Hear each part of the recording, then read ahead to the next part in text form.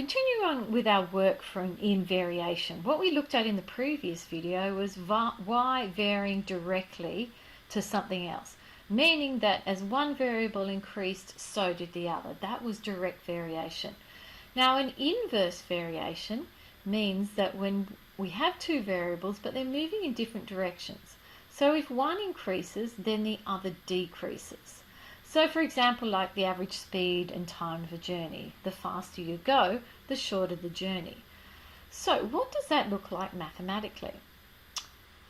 Here are the words we need to look at. Y varies inversely as x. So y varies, we have our little fishy sign, inversely means 1 over x. And once we've got those words inversely, what the equation is that we write after this step looks like this: y equals k over x.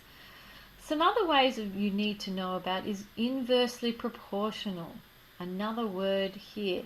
And y is inversely proportional to x. So as soon as you see that inverse sign, you're thinking 1 over. The proportion sign is the little fishy sign. Or you might see it as y varies inversely. They all mean the same things. So moving on. Y varies inversely with x. So this is what this one says. Y varies inversely with x. And we will write that then with y equals k over x. And then there's usually some information to help us. When y is 10, x is 2. So when y is 10, k over 2.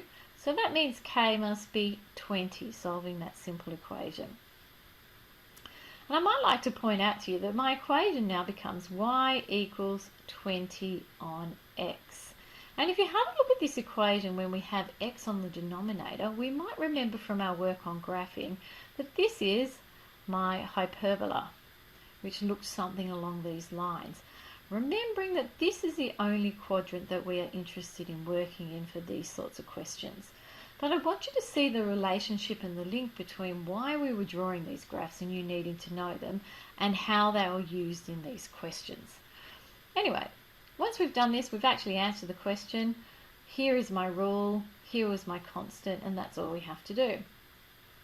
So if we have a look at question 2, when force is applied to a certain object, let me find another colour, its acceleration varies inversely as its mass.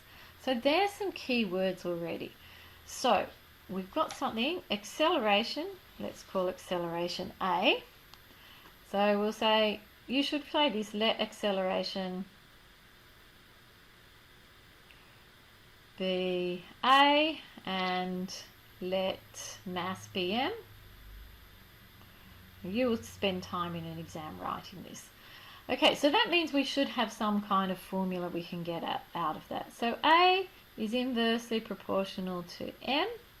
So A must be equal to K over M. So the first part says find the constant. So from my formula, I've got some information. I've got acceleration is 12. K is what I'm trying to find out. And we know M is 3. So if we work this one out, we end up with K is 36. Answering part A of our question. Part B, find the rule. Well, the rule must look like this. A equals, K we've found is 36 over M. There is the rule. So the rule is just the formula. So C is usually now answer some questions. Find the acceleration of a 1.5 kilogram object. So we know A and that 36, and we've been told that M is 1.5. We do a substitution in there and we come up with this answer, and we should get A being 24. And that's acceleration, so that's meters per second squared. So doing part D, all we've got is a similar sort of question. Here is my formula. I've got A equals 36 over M. And now I'm being asked to find the acceleration when my mass of my object's even greater. And so in this case, I get acceleration being 6 meters per second squared. Part E, is draw a graph of this. Now, I've not been giving you very much information here, but we're just drawing the graph between mass and acceleration. So we know how to draw a graph. We've got mass and acceleration. We have a formula, and in an exam you will be given the numbers that you need to use. But let's in this case use 1, 2, 3 and 4. You can pause the video and finish this off here if you want. And substituting those into our equation, I get 36, 18, 12 and 9. And you can draw this graph, and when you draw it, and yours is going to be so much more accurate than mine, you should get this much of a graph. Okay, hope you understand all of that. If not, you know where to find me.